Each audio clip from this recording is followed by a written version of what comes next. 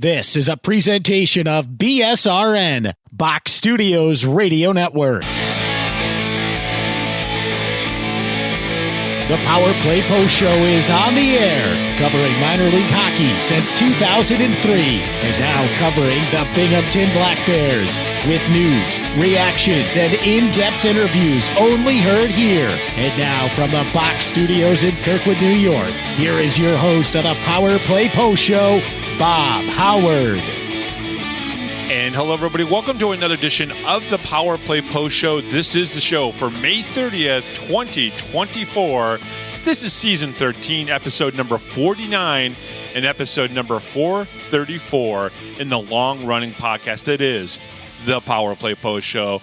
Hello, everybody. Welcome to the Power Play Post Show. Once again, I am Bob Howard. Thank you for obviously tuning in and listening, and I hope everybody is enjoying the start of their summer. The unofficial start of summer happened this past weekend with Memorial Day, and thank you to all of our servicemen, troops, and first responders, and everybody along all those fields.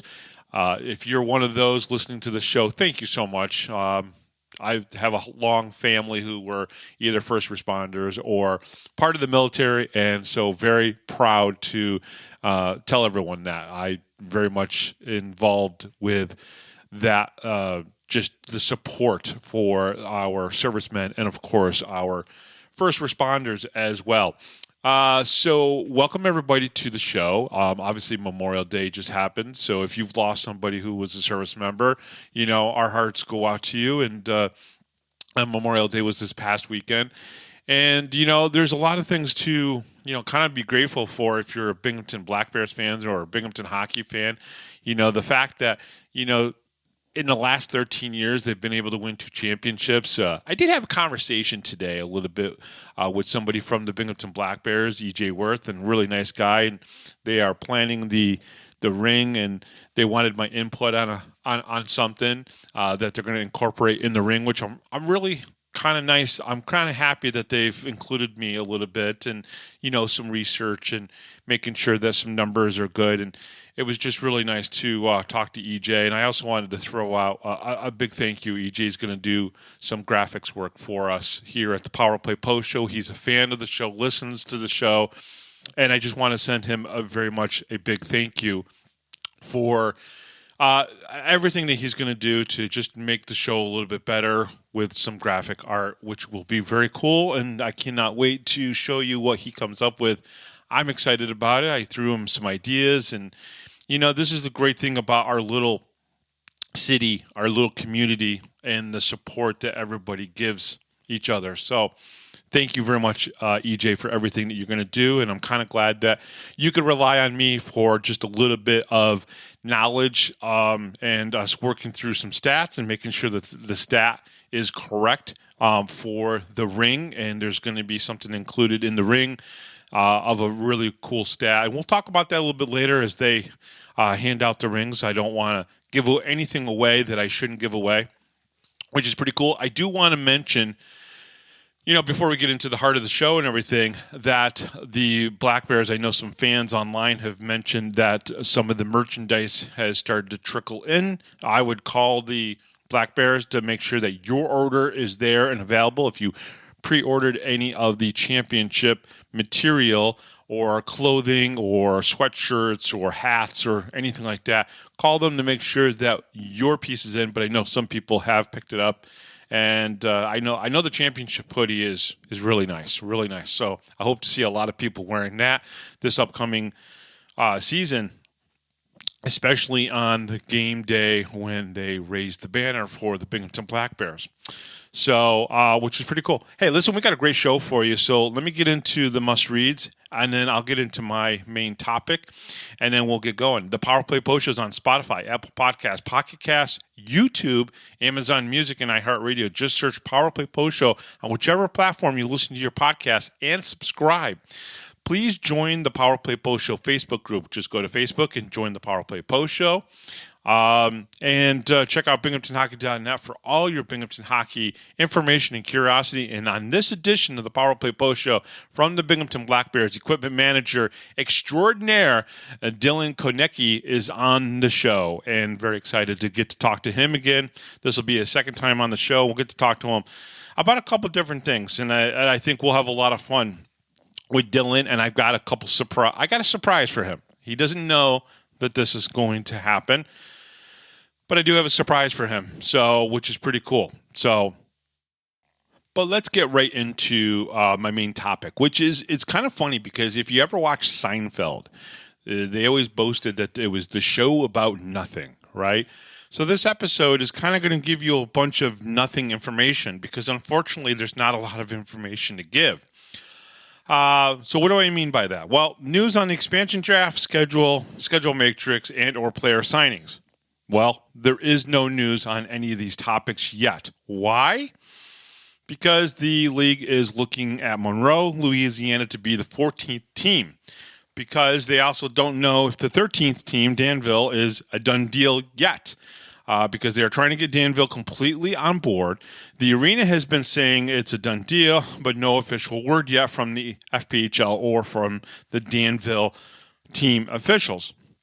So what would it look like if they brought in 13th team, Danville, and the 14th team, Monroe, Louisiana? North Division would look like this. More than likely, I would hope that this is what they would do because they would have 14 teams. Motor City, Port Huron, Danville, Binghamton, Watertown, Hudson Valley, and Danbury would be in a North Division. In a South Division, it would be Monroe, Louisiana, Baton Rouge, Mississippi, Columbus, Athens, Carolina, and Blue Ridge. So what are the disadvantages of adding Monroe and Danville and Athens all in one season? That's 3 expansion teams, right? Well, the expansion draft, taking so many players from the 8 playoff teams, unless they change this. Now, I could see that they could change what we were hearing at first with this, but which would force people to decide on playing somewhere they don't want to or to not playing at all, which is not good for the league. To me, that's a big disadvantage, right? And what do I mean by that? Well, we've already talked about, and you already know about Kyle Powell. Kyle Powell went to Baton Rouge in the expansion draft, and he didn't want to play there, so he sat out. He loses playing time. Is that really good for the league? Is that really what the league wants? Is that when you have an expansion draft and you're trying to force somebody to go play somewhere, and if not, the rule is, well, you're going to have to sit out. And that's just not cool. So the team might have to go and, trade you or send your rights to somewhere else and everything. Again, I just don't understand how this is good for the league, right? Expanding to 3 extra teams in one season, I don't agree with that. Maybe 1 and then 2 the next season, that type of thing, right? Keep it even numbers, which is what I know what they want to do. So, but we don't even know if Monroe is going to happen, right? But this is the talk, right? How many players would be selected? Well, this is not confirmed yet completely, but the structure seemed to be 12 players for each new team. Well, if you have 3 new teams joining, that's 36 players from the 8 playoff teams. Then the non-playoff teams get 2 selections as well. There's been some trades, so this is not completely set in stone. Hudson Valley, Baton Rouge, and Blue Ridge. So there's 6 picks there. That's 42 players amongst 8 teams. It's just ridiculous. That's 5 and possibly a 6th player from one team would get drafted in that. I think that's just too much. It's just too much, too quick, too fast, right? I kind of agree with Gary Ryan. If you watched his video last week, I'm kind of like in lockstep there. I don't understand this, and I don't think it's a good thing. So this would mean 36 players, 42 players would be taken in the playoff from the playoffs teams from last year. So these teams capitalize on the other team's scouting and recruiting. Now, again, remember when we talked about Brant Sherwood and re-signing him, right, last week? We talked about how good he is with recruiting and scouting. So it's okay for somebody who is not good at it to be able to capitalize, or somebody who's brand new. Now, I can understand maybe a new team like Athens, right? I think Athens is going to be around for the long haul. I think Athens is going to be around for a long time. Maybe not necessarily in Fed the whole time, but they're going to be around for a long time. They're building a really beautiful arena, and I think hockey is probably going to grow there and everything. Whether or not they stay in the FPHL for 20 years, I don't know, right? So what are the advantages of going to 14 teams? Because there is an advantage, right? There is something there, right? And the pod scheduling would be in full effect, right? So Danville, Motor City, and Port Huron would be a pod. Monroe, Baton Rouge, and Mississippi would be a pod, right? Athens and Columbus, they're a pod. Carolina, Blue Ridge, they're a pod. And then Binghamton, Watertown, Hudson Valley, and Danbury would be a pod. Now, with Binghamton, Watertown, Hudson Valley, and Danbury being a pod together, that's 4 teams, I would say you could schedule them 12 times against each other. That's 36 games. And then the rest of the games could be played against the rest of the teams in your North Division, which would be, of course, Danville, Motor City, and Port Huron. Now, the other pods, your pod scheduling would be a little bit higher. Like Carolina and Blue Ridge might play each other 16 times. Same thing with Athens and Columbus, right? Monroe, Baton Rouge, and Mississippi would probably see each other 14 or 16 times. And then Danville, Motor City, and Port Huron would see each other 14 to 16 times. And then you disperse the rest of the games within your division, and then a few games, 4 or 5, maybe 6 games outside of your division and whatnot. But what it does is it does keep. Now, I know fans are like, oh my God, I want to see every team. But this is not the league to do that because there are some teams. Now, Binghamton could probably handle the schedule going to every single city and playing every single team. I know Andreas doesn't want to do that because there's money involved there that he obviously does not want to give up, right? Because every other team can't do that, right? You can't ask a team like Motor City that averages about 1,000 players to go to every single city in the league. It's just not going to happen. They would never survive. They wouldn't make enough money to pay for the travel costs. I do remember at one point, folks, that the AHL actually had their Western teams at one point paying for some of the travel schedule that the Eastern teams went out and played out there. And so that was a thing at one point. I don't know if it's still a thing now, but it was a thing at one point because you had to find a way to make it worth people's while to go to the far out reaches. I mean, if you remember, there used to be a team in the AHL called the Utah Grizzlies. And I think they went to the ECHL for a little bit as well, right? Well, they were the only ones out there. They were the furthest ones west at one point. And, it's so very difficult to have a team like that. So there's not really a lot of news. There's really not a lot of stuff to talk about because there's no information. There hasn't been a post on the Fed site that was newsworthy about expansion draft schedule or schedule matrix. Now, listen, it's not that the league doesn't want to have the schedule or the schedule matrix already done, and they might have a matrix done. They just don't have a schedule done because they don't know what teams. And maybe they'll have that information this week or next week. But here's the thing. Here's the thing that I also am concerned about, right? Hudson Valley is already starting to sell tickets, right? So they're already selling season tickets. They're already getting their name out there. They've already got a little bit of, graphic art out there for themselves. That's helpful because it is almost June. We're only a couple of days away from June 1st, right? And you need to be out there in the public showing your graphics and your name and get your name out there and get people interested in buying season tickets and get people to the arena to look at the arena and go, hey, you could sit here for, 28 games and watch a game. Hudson Valley's doing that, right? Athens is already doing that, okay? Danville and this Monroe, they're not doing that. They're going to be so behind the 8 ball. That's not good for the health of those two teams, and it's not good for the health of the league when you have teams that are going to struggle like that. So, guys, I just want to throw it out there. Hopefully, they get things buttoned up here pretty quick, and so we can actually talk about some stuff, right? We want to talk about the expansion draft. We want to know where players are going. We only 2 teams have even mentioned their protected list, and that's Binghamton and Mississippi. And from what I've heard from people is that could change a little bit based on the fact that there are more players and whatnot that could be selected. And it's a shame that if Binghamton, who has 24 players on their roster, or who had 24 players on their roster because of the collegiate kids that came in, and you can protect 12 of them, and potentially 6 of them could go, right? 6 of them could be gone just based on the fact that you have 3 expansion teams because you're trying to get it to an even number. And that's clearly what the league really wants, is let's get it to an even number and balance out the schedule a little bit. And I'm all for that. But they have to kind of do this a little bit quicker than they have and plan a little bit better than they have. Like Monroe was talked about 3 months ago in closed circles, and now all of a sudden it's back like, hey, that's a possibility. Well, you know what? Maybe it's not. Maybe it's still going to just be Danville, and they're just trying to, Barry Soskin's trying to get whatever he wants out of the arena. And maybe they've made change. I don't know. I don't know what's going on with Danville or Monroe. I just know that that's what's being talked about. And again, a 7-team division in the north and a 7-team division in the south, not a bad thing. I'm not going to complain about it. I'm looking forward to Athens and Hudson Valley being in here. But let's move on. Let's get going. Let's get talking about schedules and next season and whatnot and so forth. And I know the season just ended a couple weeks ago. So what are we talking about?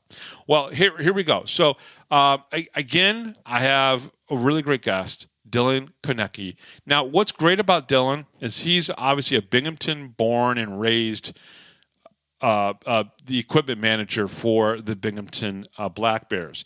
And he has won a cup with the Black Bears. Well, he holds a distinction along with the Binghamton Senators equipment manager, Tom Severinsen, that they are the only 2 people. Well, they're the only 2 people in the organization, realistically, that were, that were part of like either the coaching staff or the trainers or whatever. Both of them are from Binghamton, and they both have won the cup. I think Sevy was Johnson City, maybe. I'd have to look that up, but I know he's Binghamton born and bred, along with Dylan. So it's pretty cool that those 2 guys, equipment managers, are from Binghamton, and nobody else on the team, player-wise, was from Binghamton on either team. And same thing with the coaching staff. So pretty cool stuff there and everything. So let's get to the interview with Dylan, and so we'll be right back right after this, right here on the Power Play Post Show. Hi, this is Don Biggs from the 92-93 Binghamton Rangers. Hi, this is Brandon Buczynski. This is Grady Wittenberg, the voice of the Binghamton Senators, and you're listening to the Power Play Post Show.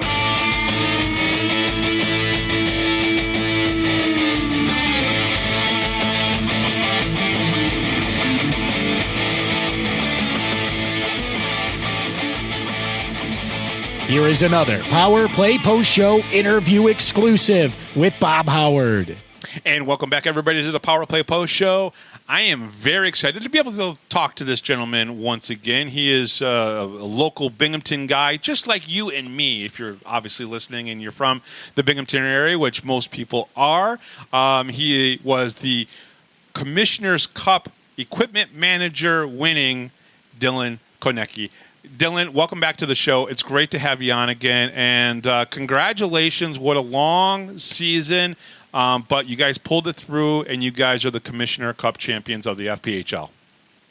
Thanks, Bob. Thanks for having me. I can't wait to talk about probably like one of the best moments of my life. Yeah, one of the cool things, and I know some of the fans were privy to it because you sent me a video back in the dog days of the winter, and you guys were on the road, and you had gone to Motor City, and then you guys had come back, and I think you guys were in a hotel somewhere halfway in between and whatnot. And I really realized how much work you guys do. Now, I've known equipment managers for a very long time, and I know they work very hard, but you kind of sent me that video, and then I put it up on Facebook for everybody to see and everything. It was a long season, even though it's only 56 games, and I know you were an equipment manager for a longer season when you were a part of the Devils organization, but it's still a long season, even if it is just 63 games, right? Oh, very long. That's what makes it so special at the end of it. Like, just all those hours of, late nights, like not many hours of sleep, coming home late at home, and then getting up early to go to the rink the next day. Just it all paid off at the end, and couldn't be happier. Now, when you go to Motor City or Port Huron for a series, or if you go down to Carolina, is there one that's a little bit better than the other? I mean, be honest. Is going down to North Carolina a heck of a lot better than going to Michigan? Yeah, just solely because they have like a designated locker room for us to just keep our gear in. Yeah, I meant for the weather-wise. Oh, well, yeah, obviously the weather. Instead of going from the cold Michigan weather to that nice 80 degrees, it was pretty nice for the finals. But, yeah, it's always nice going on the roads, especially down south. But so there is a dedicated locker room in Carolina, but there isn't in Motor City and Port Huron? Yeah, so, well, Port Huron there was a designated locker room. So they treat us pretty well there. But in Motor City, like I said before, last time I was on, it's a community rink, so they book it up. And funny, when I told the last story, there was a youth tournament going on. This time there was like a 16 youth tournament going on. Wow. So again, a bunch of flip flopping locker rooms, but it's not their fault. It's the arena's fault that they just schedule all this stuff. Sure. But with that being said, they treat us very well there still. Like anything we want, they get us, and so they make up for it in a way. But it is actually encouraging that you talk about the 16 under tournament, because we are talking about Metro Detroit, and of course the Red Wings are there, and hockey is still very popular there. And I believe where they play at the Big Boy Arena, there's 3 rinks. Is that correct? I believe so. Yeah. I know there's a roller rink for roller hockey. I know there's another rink because last year we had to practice on that rink. So like guys got dressed and then just put their skates on over the other rink, and the goalies I had to push across like the lobby on like my little trunk that I bring with us so we could just get them over there. I think there might be another one, but I'm not quite sure, to be honest with you. But I know there's definitely one more rink and a roller rink. That's crazy. Let's talk a little bit about the playoffs. The playoffs, obviously 7 games. The team went 7-0 and everything. When did you feel like this team was going to win the whole thing?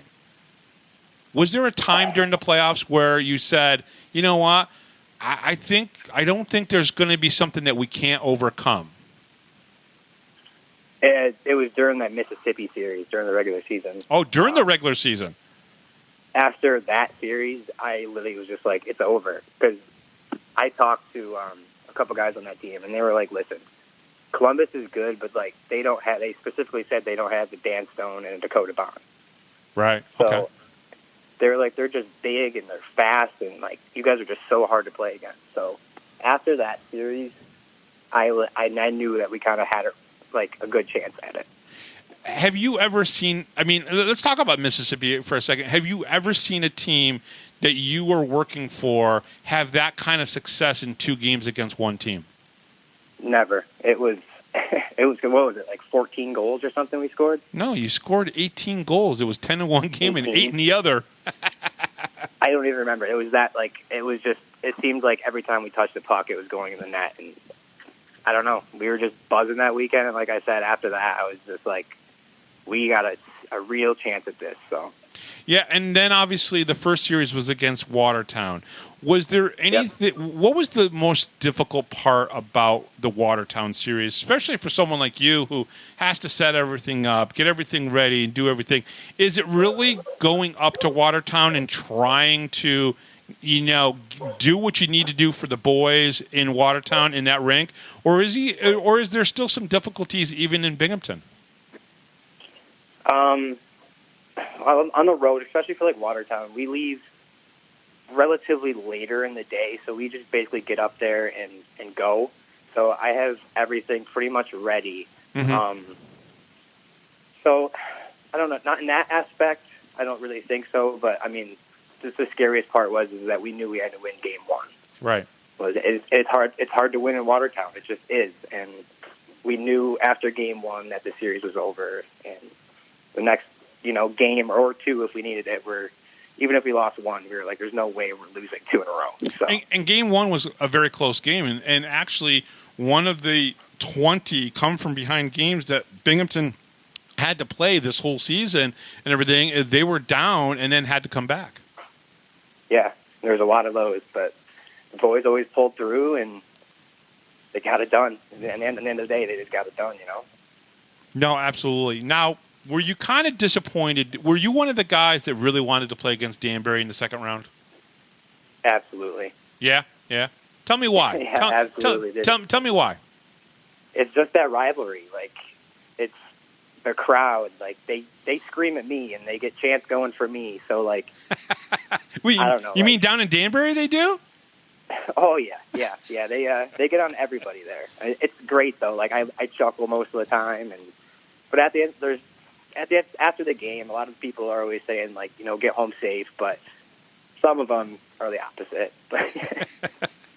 So they affect everybody. So you really wanted to play against Danbury. Do you think it was okay? I mean, obviously, at this point now, I mean, we're talking almost into June. They'd won the Commissioner's Cup. But do you think there was a few of the guys that were a little disappointed? Some of the guys that had been there since season 1 and lost twice to Danbury, that it wasn't against Danbury? 100%. Yeah, like, not just travel reasons. Obviously, we wanted Danbury because it was a lot closer. But that's why I wanted it. I was crying in the locker room after the game last year. I just wanted to go there and beat them so bad and come home and beat them again and end the series. Yeah, and then obviously against Motor City, the best part about Motor City and the story is how can you get into the head of Trevor Babin? And Coach, Brant Sherwood and Tyson Kirkby, they figured it out. They figured out a way to get into Trevor Babin's mind, and it was kind of comical to sit there and watch him standing as he was over by the door to go to the locker room, and he's like standing there like, what's going on? What's happening here? Because he's getting kicked out, and he doesn't realize that he's the only one that's getting a game misconduct. I don't think any of us honestly knew what was going on from the start. Maybe Tyson did, but I definitely didn't until he got kicked out. And then someone informed me what was going on. And yeah, I mean, just Tyson knows how to get in a lot of people's heads. So, yeah, he's pretty good at that if you watch him out there. So, so obviously going from Motor City, then you go into Carolina, and I got to imagine that the nerves that everybody had after the first couple games down in Carolina, obviously the Black Bears are doing well. They've won those 2 games. And then there's a whole week. What were your nerves like the whole week between games 2 and game 3? Just let's get to this game and get it over with. Like, let's just win and let's go have fun. We just wanted the game to happen so bad, all of us. So there was just, too much time in between. Yeah, I mean, it was nice having those practice days and, like the rest and everything, but we were just chomping at the bit. Like, we wanted to win so bad that we just almost didn't know what to do with ourselves in a way. Like, if that makes sense. Yeah. What was the most challenging part about game 3 for you? Game 3, from my end, when they scored that late goal after we scored the empty netter, I was just like, oh, come on. Like, there's too much time on the clock. Like, we can't let this happen again. Right. But game 1 was the real kicker for me with that little helmet situation. Yeah, let's talk about the helmet situation. So were you biding any time for the team? Were you kind of like, was there a delay tactic anywhere there? There's a lot of people that are kind of curious. Everybody saw you working on it and everything, and it seemed like, you were doing the best that you could. But was there a stall tactic there at all by you? No, there was no stall tactic. It made me laugh when I saw some of the comments on Facebook. But no, honestly, that was the first time where something kind of like that had happened to me, where I had to fix kind of a major issue because the puck hit him square right in the screw where the buckle goes, and the screw bent like 90 degrees. So it was just completely, like I couldn't even get it out with a screwdriver. So. Have you ever seen that before, where it actually hit the screw and bent the screw? Not like that. No, I've never seen that. So I just took my pick that I used to pop out steel, and like eventually, like if you watch the broadcast, you can see like the refs looking and everybody just like look at the ice. I finally popped the screw out, and then I didn't have a screw to put back in there, so we went to go try Egbert's helmet on. Yeah, that didn't fit. I found a screw in Jesse Anderson's helmet real quick that I could use, so I unscrewed it out of Jesse's helmet and popped it back into Mac's helmet and finish the game. Now, were the referees saying anything to you? Were they saying, "All right, hurry up," or "We gotta move on"? Was there any conversation like that? Because there was a lot of conversation online. People were kind of curious why there wasn't a delay of game penalty. And I got to be honest. I mean, what I said to most people was like, "Listen, they're not going to do that to the Carolina people if the Carolina helmet was broken. Goaltenders get protected. They're like quarterbacks in football. You know, they're going to do whatever they can to protect them safety-wise and whatnot. And the players are kind of like receivers in football, right? You know, they want to keep the high hits and the head shots out of the way. Mm-hmm. So were the referees on you at all about this? Not like, yeah, They came over and said, like, we can't have this halted all day, like, try to speed it up here. And I was just like, dude, like, look at this. And then he kind of, like, saw it and was like, all right, like, fix it. You know what I mean? Yeah. Yeah, because then it came to a point where he was like, can we get the other goalie's helmet? And that's when, like, the guys started, like, trying to pipe in and help me. And I started getting mad. So I was just like, get the other helmet. Yeah, which is kind of funny because Egbert has so much hair, there's no way that it's going to fit Connor's head because it's probably too big, right? I would imagine, I don't know, you would know better than I would. Is Nolan Egbert's helmet bigger than Connor's? I think the problem was it was actually too small. Are you kidding me?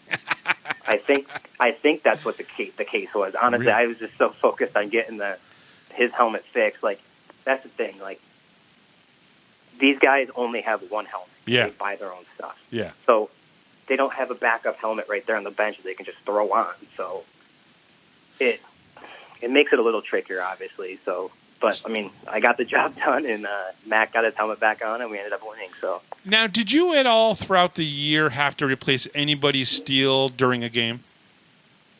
A lot of times, yeah. Yeah. Guys have a bad edge. But also in game one, this was a first for me. Tyson went out took one stride, and his steel popped out of his skate. Oh, Jesus. And immediately I just jumped down and grabbed his backup hair. And I think he, like, pushed himself and, like, crawled to the bench, or somebody pushed him. I don't know. So immediately got a new pair of steel in for him, and he went out 2 seconds later. Was that game one against Carolina?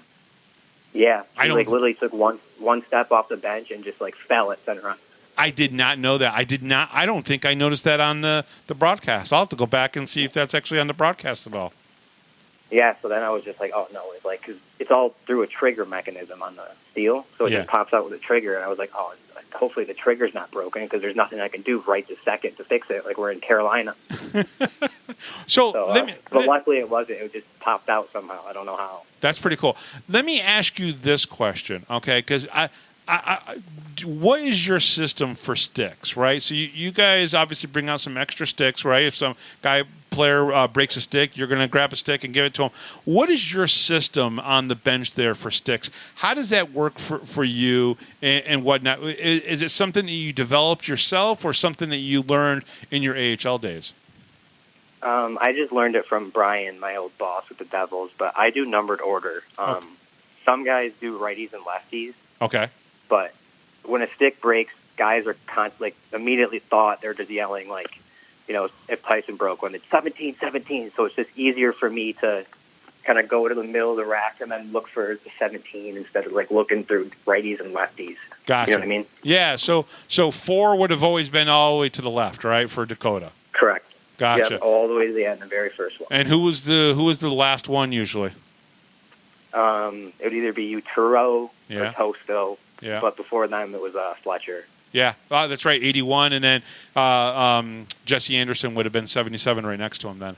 Stanko was in there at one point too, yeah. So. Oh, yeah, Stanko's 91, that's right. Can't forget about him. Yeah, you know, which is interesting because, like, How do you look at it, right? He played the first 14 games with the Black Bears, played very well. I think he had like 27 or 28 points in those 14 games. Might have even been more than that. And then he goes up and everything. Is that enough to be a part of the championship where he gets a ring? In a way, Stanko was... That's tough, right? That's a tough one. Stanko is like one of the boys. Like when he got called up to Roanoke, we went to Carolina the first time. Yeah. And on the way back, we stopped in Roanoke to get food, and all of a sudden we're at Bojangles, and Stanko pulls up, and he comes in, eats lunch with us, comes on the bus for a minute, says hi to all the boys. And wow. We all went our own ways. So that's Stanko pretty cool. is definitely one of the boys till the end. That's pretty cool. That's really cool. I listen. I know his dad and some of the family still listen to the show even after he left and everything. I don't think, and I could be wrong, but there's not a lot of minor league single A hockey teams that actually have a podcast so dedicated to them like the Black Bears do. I know Wreaking Havoc is out there for them, but there's not a lot that are dedicated weekly where I bring on all the guys and stuff like that and everything. I don't think that happens in a lot of the cities. So I think Binghamton's kind of been fortunate for that, and it was really cool that Stanko's family kept listening afterwards. So which was pretty cool. All right, He kept track of the team all season long. He was always sending me Snapchats of like our games and everything during playoffs. He was so pumped up for us. That's pretty cool. That's really cool. Really cool. Yeah. Well, I hope Andreas finds a way to kind of celebrate him and everything and whatnot. Listen, there were 24 guys that at the end of the season, these 24 guys helped out. Even Brody Thornton. He only played 5 games, and he was a crazy jokester from what I hear from Brant Sherwood, but all these guys really, chipped in here and there and were a part of this, and it's pretty cool. So the tickets, the time ticks down, and the game is over. The players are on the ice. They're jumping. Most of the players climb over. What's the first thing you did? I ran over to Scherzi and immediately gave him a giant hug. Nice. And then I ran over to Elise, gave her a big hug, and then I actually sat down on the bench for a second and just looked around at the crowd, and, like, honestly, I teared up, and that's when it all hit me, like, oh, my gosh, we just did it. What were you thinking about at that point?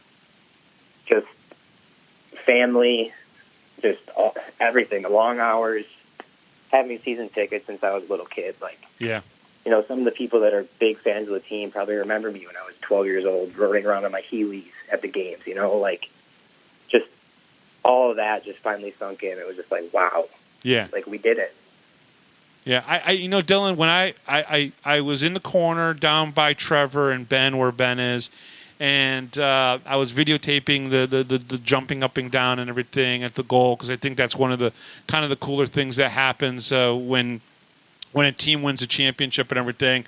And then they opened up the doors, and I headed out onto the ice. And I think it was 10 minutes after I was out on the ice, and they did the handshakes, and we were kind of gathering up for the presentation for the MVP trophy for Gavin Yates. And I kind of did a 360, and the whole place was still packed. Nobody had left. Absolutely. And that's when it kind of hit me. I was like, wait a second here. They just won this on home ice. And that was probably the coolest thing is that this new breed of Binghamton hockey fan, right? Because there are some people that don't come to the games anymore that used to go to the games, and because it's not AHL and blah, blah, blah, blah.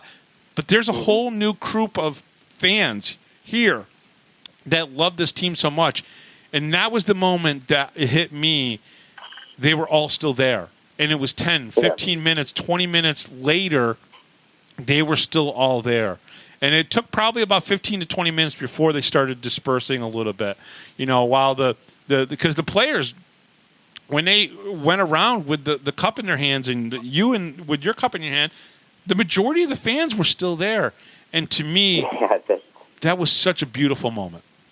Yeah, that video I posted on Facebook with a bunch of pictures.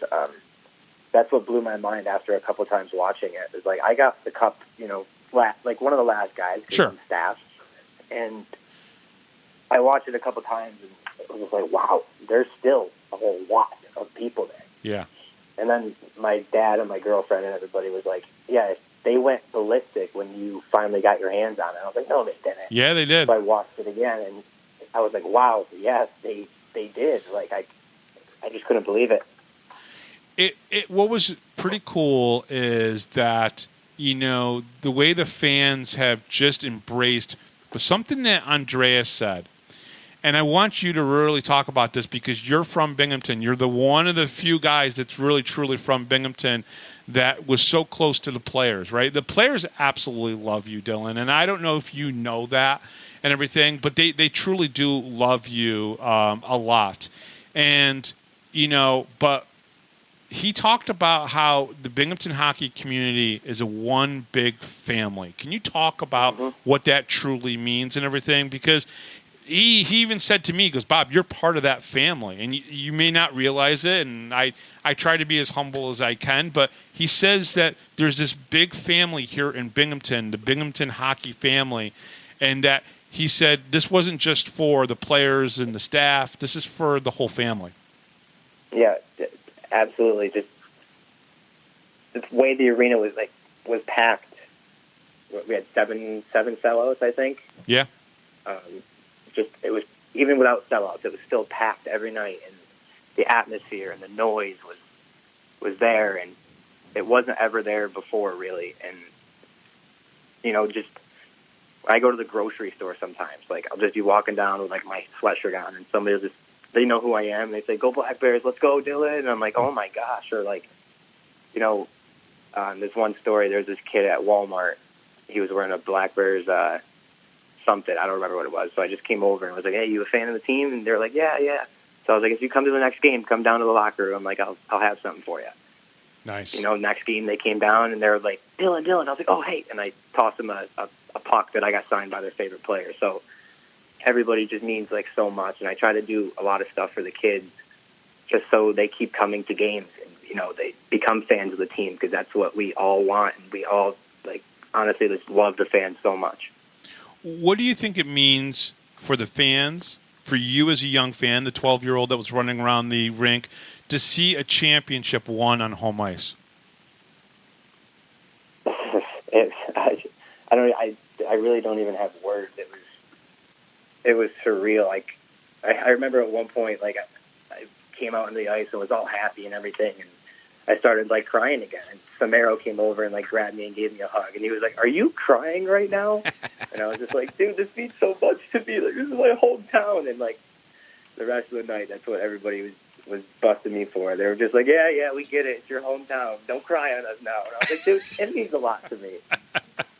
That's funny. It really is funny, but it's true. I think it means a lot to a lot of people that have been a part of this community for a long time, including myself, who just absolutely loves Binghamton hockey and what it means in the minor league hockey world. That there's 7 sellouts in a single A hockey league, 7 sellouts in the regular season, a huge sellout there, obviously. In the final game, 5,011 people. Never had that number before. Never broken over 5,000 for a hockey game in Binghamton. But there it was. The Black Bears did that, and that was pretty cool. So talk a little bit about what it felt like to raise the cup over your head that first time. Something that you always dream of. Obviously, everybody wants to be the Stanley Cup, but you never know if you're going to get a chance to lift anything like that again with the crowd. And first thing I did was I lifted it up towards my mom and dad, because they sat right behind the bench for the last couple months of the season. And then I turned and held it up to my girlfriend and her dad, who were sitting right behind the goal that we shot on twice, so at the other end. Yep. And just being able to do that, and then I also got a picture after everybody kind of celebrated with it. I brought it over to the bench, and I handed it over to my dad, just as we did it, like. Wait. So you're the one that put the cup up into the fans. That was your dad. That was my dad. Because, there was just a lot of stuff that went into this. Like, I had a really good job with the Village of Endicott that I quit to pursue a dream and starting off good. Yeah, no, absolutely. Now, Dylan, let's be perfectly honest. There was a lot of great pictures taken that night. Obviously, the Just Sports guys, Bill and Nancy, they are phenomenal photographers. But I think the best shot of the night, period, hands down, case closed, is that picture that I sent you of you kind of coming close to me. Your mouth is wide open. You got the cup over your head, and the beautiful shot of the crowd behind you. To me, that is absolutely probably the best shot of the night because it really shows your emotion, your excitement, your love for Binghamton hockey, and, of course, the Binghamton fans behind you cheering you on. To me, easily. I'm not one to pat myself on the back, but I will say that that's the best shot. It's one of my favorites. They're just seeing all the green in the crowd in the back, and just the Commissioner's Cup final patch that I put on the jerseys that I also put on my game day jacket. Just everything there.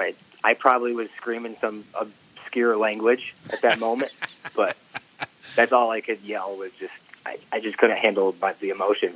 Couldn't help but yell. You captured it perfect. Yeah, no, absolutely. And, what was kind of cool was individually I went up to a few people that really meant a lot to me on this team, including yourself, and just, the kind of the side hug type of thing. It was like, well, I'm a media member, but I'm going to kind of give you a hug here and everything like that. And the emotion that you had was just phenomenal.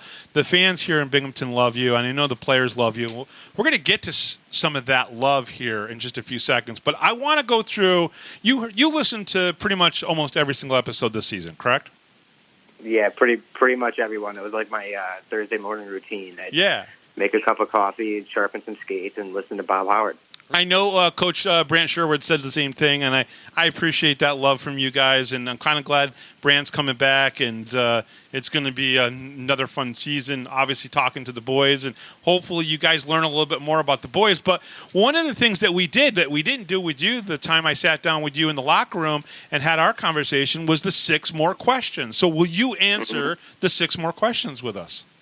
I will. All right, cool. So, number 1, to this point in your hockey career, what has been your greatest achievement?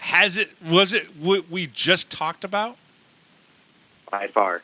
I've never won anything in any championship before. I really don't believe. Maybe like a youth baseball thing, but yeah, absolutely.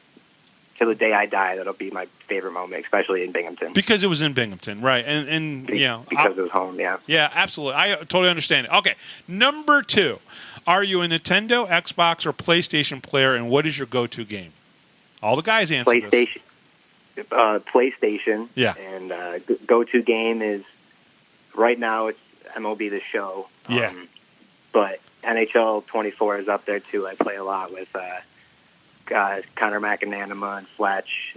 Leeds hops on every once in a while. Scotty Ramakers was playing at the end. A bunch of the guys play. We actually have a team that we call the, what do we call them? I think we're just the Bears, I think our team name is. Oh, cool. They let me design the jerseys, and we made them just like ours. So, yeah. That's awesome. Well, they mentioned you a couple times when I asked that question. I know I spoke to Connor a couple times privately and everything, and he said he loved playing NHL 24 and some of the guys, and he goes, and Dylan, too. Dylan plays with us and stuff, so which is pretty cool. All right. So are you a rock, country, or hip-hop, or EDM lover, and who is your go-to artist there? Deep down, I'm a hip-hop guy. I'd have to say probably J. Cole. Okay. Nice. But also country's big in my life. My girlfriend hates hip-hop, so I have to listen to country when I'm around her. So. Gotcha. But you've grown to love country as well. Oh, yeah. I mean, I grew up, everybody's parents grew up listening to country music, so I grew up listening to it. That's true. All right. Who's the funniest guy in the locker room? And you can't say Dan Weber, because everybody said Dan Weber. No, you can say Dan Gavin Weber. Yates. Gavin, really? Yates. Yeah. Gavin Yates. Well, I mean, they're all funny. Gavin's by far the funniest. Flashes up, that's pretty funny. I thought Stone's Fletch. pretty funny. I thought they're all good. I thought Fletch looked so freaking awesome. I mean, he looked better as a champion than most of the WWE champions out there. He had the belt, the sunglasses, and the big smile. I'll tell you right now, I think he thinks he is the WWE champion right now. What did Jersey say? His stupid gas station sunglasses. They were awesome. I loved them. I don't know. Maybe I like stupid gas station glasses then. He wore those in warm-ups in Danbury one time. Did one lap as fast as he could, and then took them off. That's hilarious. That's hilarious. Yeah. See, these guys are great, and this is why they got along with each other. Okay, so what is the one thing that is a snack or a go-to that's not a part of your normal diet? You know, I asked the guys this, what's your cheat meal or snack that you would say is not in your normal diet, but what's the one thing that you go to all the time that is like, oh, man, I know this isn't good for me, but I love it? Definitely ice cream, probably. I mean, it's a little different for me. I don't play like these guys, so it doesn't really matter what I eat. But it's probably the ice cream when I have a couple too many spoonfuls of my Ben & Jerry's at night. Oh, my God, me too. Dude, I'll tell you right now, I've got Ben & Jerry's in the freezer, and I'm pretty sure I'm having some tonight after I'm done with this. As soon as I get off the phone, I'm opening it. What's your go-to Ben & Jerry's flavor? It's Americone Dream. Oh, nice. There's something about it. I'm a fish food guy. That's a good one, too. Yeah, it's the chocolate marshmallow with the chocolate chunks in there. Oh, I love it. Yeah. So good. Yep. So good. All right. So a zombie outbreak has happened in the world, and you're locked in an ice hockey arena. Who is the one person, dead or alive, that you would want in there with you? I knew this one was coming. I was trying to think about it, too, and you got me on the spot. The only thing that comes straight to my mind is I'm a big Walking Dead fan, so I'd say Daryl Dixon. Daryl Dixon. All right. Nice. Yeah. Nice. Yeah. I like that. I like it. It's a good answer. It can be fictional. It can be non-fictional. Okay, so Dylan, I do have some messages here from some of the players. I reached out to some of the players and asked them about you. Okay. And so they, I got some guys here who absolutely, I'm telling you right now, this team absolutely loves you. And maybe they picked on you a little bit. Maybe there was a little bit of ribbing going on because you were crying on the ice because you're in Binghamton and the championship was just won, and it's a beautiful thing. But I can tell you right now, from these comments, these guys love you. You want to hear them? Absolutely. I know they love me. That's all. I know they do, and I love them too. So you caught me by surprise with this one. But this is good. This is good. Oh, I worked on this all day today. So, all right. So I got 5 of them here for you, and we'll start off with Connor Smith, okay? Connor Smith says, the team doesn't work as well as it does without Dylan. From getting our skates ready for every practice and game to doing our laundry every day of the week or even our grocery shopping for the room, the team would struggle without Dylan there to help us with everything. He's a huge part of the team, and we're lucky to have him. What can you tell us about Connor Smith? What can you tell us about Connor Smith that we don't know? We know he's a cowboy and whatnot. He's great. Obviously, he loves you. But what can you tell us about Connor Smith? He's going to kill me for this one. Oh. I took him turkey hunting one time, and he missed. That's the only thing I could say. Everybody knows everything about Connor Smith. He's a big bull rider, and he's a great hockey player. He's a great person. What were you guys using to hunt turkey? Was it a 22? What were you guys using? No, he was using this old double-barreled 12-gauge shotgun that had no sight on it. I don't even know.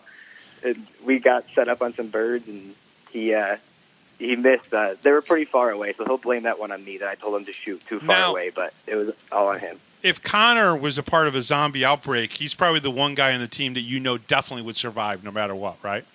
Oh, absolutely. He's a good shot. We go up to my girlfriend's dad's house, and we shoot some guns off every once in a while, and he's a good shot. Okay, cool. The next comment, or the next guy who spoke to us was Dakota Bond. Okay, the Black Bears are extremely grateful to have Dylan as our equipment manager. Him and I grew close this year because he was always so happy and just great to be around, which made him perfect for the locker room. He was able to tend to everybody's needs, which allowed us to perform to the best of our abilities. He does all the dirty work off the ice, and for that we are fortunate to have him. What can you tell us about Dakota Bond? Just like he said, every morning when he walked in, it just puts you in a good mood. Like, so Schurzy always brought his dog. I brought my dog a couple times. Oh, yeah. Her name happens to be Dakota. So I would normally be like saying, Dakota, come. And then finally he'd walk in and I'd just be like, Dakota, what's up, dude? And like, I would just immediately just puts a smile on your face every time you see him. And it means a lot that, Smitty's saying what he's saying and Bond's saying what he's saying. All right. So let's go to Nolan Egbert, one of our 2 goalies that talked to us. Dills really holds the team together by the seams. Just by some of the jabs we will hit him with, all in good-natured, of course. He does an excellent job of keeping up with all the bizarro requests I have placed on him as a goaltender, although he says I am the lowest maintenance goalie he's ever worked with in the past. I appreciate all the work he puts in for me nonetheless. Okay, so there's a couple questions I have here about what Nolan said and everything. Mm-hmm. Was he the lowest maintenance goalie that you've seen in your career so far? Mac was also pretty low maintenance too. He's just so calm, cool, and collected. But Eggy, he actually gets his skates sharpened by some guy up in Buffalo. Or something like that. So he has like 5 sets of steel or something like that. And once they're all finally done, he like just sends them up to Buffalo and gets them back in like a day or something like that. Wow. What kind of ribs or jabs did they do on you? He mentioned a couple of ribs and jabs. They're always ripping on me. The main one was not having the Gatorade made in time. Really? Yeah. After practice, I'd like be sewing patches on jerseys so they had sweet patches for the finals, and they'd come in and like, where's the Gato? I'd be like, dude, I'm sorry. I've been in here doing this all day. So they get me with some jabs. They know how to get under my skin pretty easily. Mm-hmm. But obviously, I never get mad ever. Like, I always know that they're always joking with me, and but they definitely know how to get under my skin with some stuff. So now go ahead. With Eggy's steel, he said he had strange request. His strange request was that because I don't sharpen his skates, every once in a while I would sharpen his skates for him. Mm-hmm. But he skates on like super thick steel compared to everybody else. So the wheel was always like completely different when I had to do Eggy's. So it just made it like complicated for me. Love it. I love it. It's great. These are the great things that fans are going to get to hear about the relationship. I was going to ask a question, but I'll go to the next player because I can't honestly remember what the question was because you distracted me with the wheel and Eggy's thicker steel, which is funny. All right, so Liam Anderson, this is what he said to me. Dylan and the equipment managers are the unsung backbones of the team. Dylan specifically does not get enough credit for how much time and effort he puts into keeping the boys happy and the room clean. He's always listening to our concerns and tries his best to get the boys what they want. So let me ask you this question, right, from what Liam said and everything. What was the strangest thing that a player has ever asked you to get? To get? Nothing really strange. The weirdest story about me getting them something was probably Jesse Anderson. Okay. He needed new elbow pads, and he specifically wanted these certain ones, and I got them for him brand new from Warriors through our deal with the league. Yep. And he just never wore them. He never wore them. And then didn't want them at the end of the year. That's so hilarious. I was like, why did I even order these? Like, why'd you give me so much, hassle for these, and you're not even wearing them? That's awesome. All right. So our last one is from Connor McAnanima, C-Mac. Okay. This one's a little bit longer. For the guy who's supposed to be shy and quiet and everything, he was the one that yapped in the locker room the most, especially when I was walking through the locker room, going from Brant's office after a game back out and everything. I always heard C-Mac. I mean, was he the jab artist? Was he like the guy that was like always cracking jokes? And everybody thinks he's quiet. Like when he comes out to sign autographs, it's like little quiet little C-Mac and everything. But then in the locker room, he's like louder than anyone. Oh yeah, he's vocal. He's just the man. Like Connor McAnanima. he's just one of my best friends, probably, and will be forever. Like, it's one person I plan on staying in touch with, for Awesome. a long time, hopefully. All right. So here's what C-Mac said about you. Dylan honestly became one of my good friends this year. He did an amazing job as an equipment manager and lineup reader throughout the season. So let me ask you this question. You read the lineup? What's up with that? All right. Yeah. So everybody does a lineup read. Like, coach will come in and say what he has to say for about 2 to 3 minutes before the game, and then whoever he hands the card to, nobody knows who it's going to be, reads the lineup. And when you win a game, you keep doing it until you lose. So when you lose, you switch it up. Okay. Well, I got it. I just so happened to get it one night in Elmira, and we never lost again. Oh, that's awesome. But I experimented a little bit. I had one night where I kind of botched the whole thing and got a good laugh from the team instead of like a fire 'em up type thing, Right.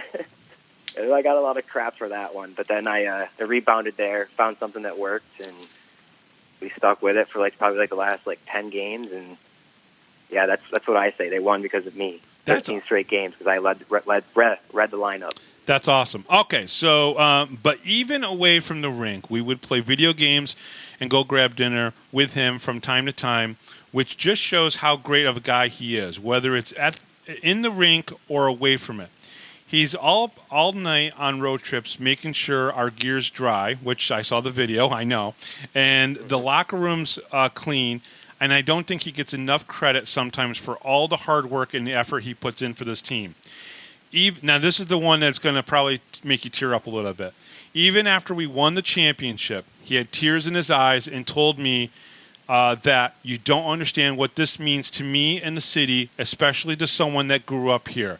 That's the kind of guy you want in your corner, someone who truly cares about the team and the community around it. I don't have enough good words to say about Connor McAnanama, and you already said it. You already said this is the one guy out of everybody, and I'm sure you'll exchange pleasantries in 30 years with every single one of these guys.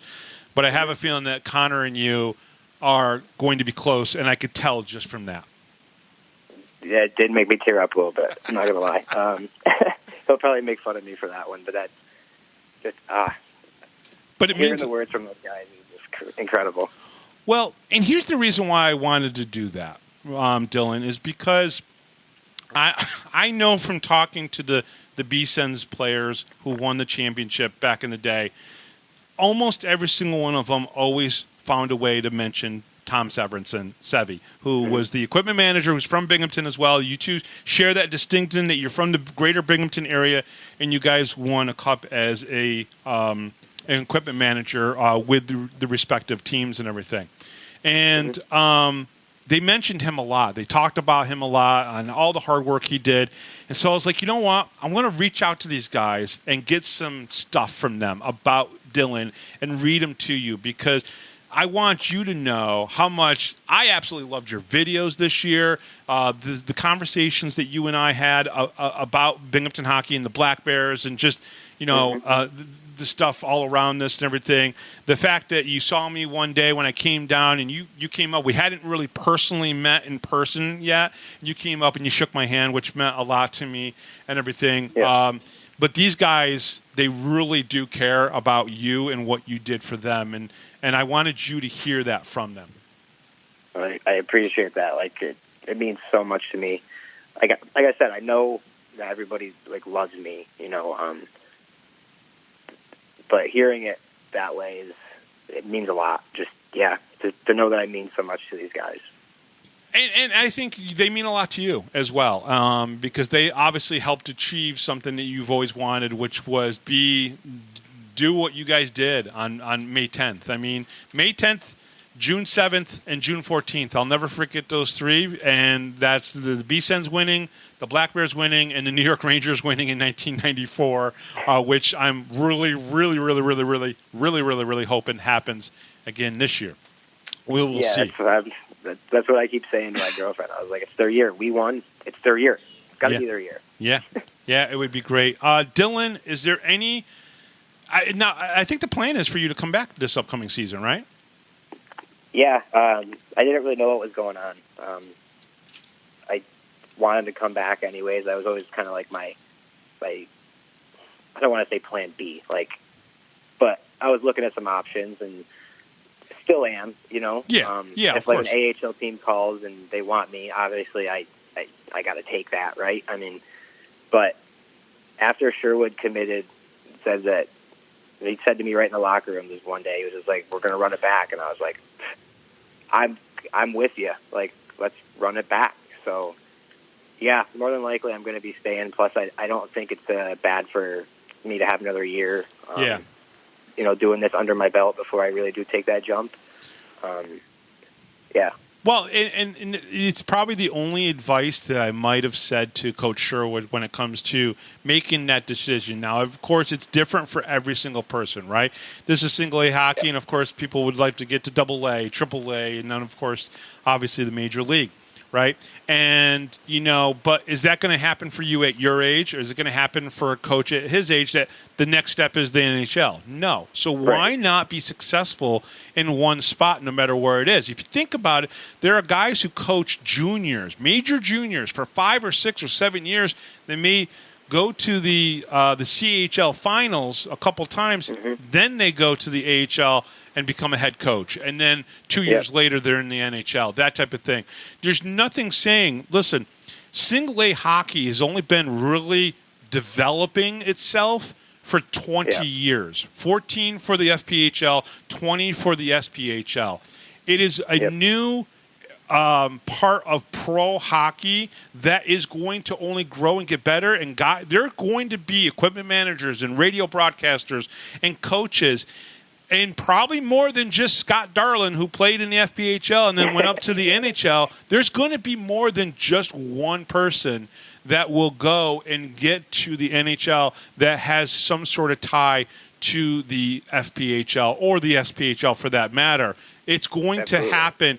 It may take a little bit of time, but if Coach Sherwood and Dylan Konecny win 2-3 championships in Binghamton and then they move up, it's not going to hurt their career. You guys got a long road to go. So I totally respect your decision, his decision, and any decision of anybody who says, I'm going to stay, in my opinion, Dylan, and I could be wrong here, but we're one of the top 5 minor league hockey cities in this country, period. I put us there. I think so. I put us there with Quad City and Hershey and Rochester, Springfield, right there. Those are the teams, those are the cities that have had minor league hockey for so long and done so well with it and been successful and keep it around.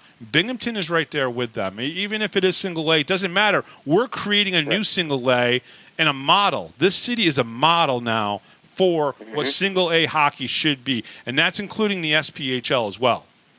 Absolutely. I mean, growing up, I remember hearing about the Fed, and it was just like, oh, you play in the Fed? Like, it was a goon league back then, but it's not anymore. No. It's a good league, and I really think Binghamton changed that, bringing in the big rink and the fan base that we have, and just the players kind of getting away from that, goon aspect of the game and bringing in skilled guys who can play together and win a championship.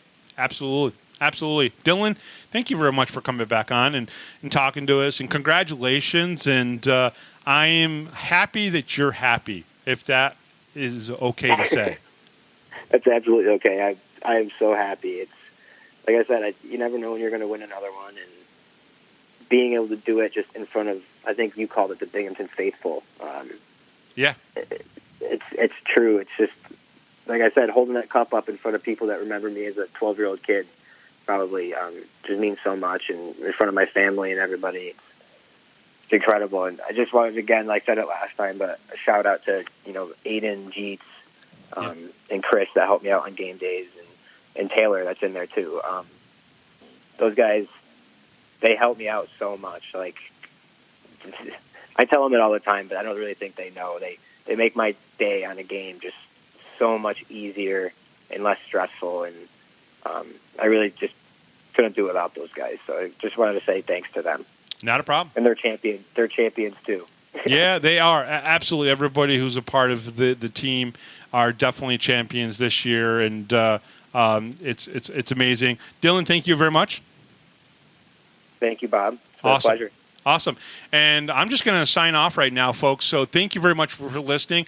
I'm not sure if I'm doing a show next week, everybody, but I'll definitely be back in a couple weeks for sure. We're going to do some summer shows with some of the players from the Binghamton Black Bears and a couple other interviews as well. So really quick, thank you to Rob Lapoulis, our MC, John Patitucci, our musical director, and from the Binghamton Black Bears, our good friend, the equipment manager extraordinaire, Dylan Konecny. I'm Bob Howard, and thank you very much for listening to the Power Play Post Show.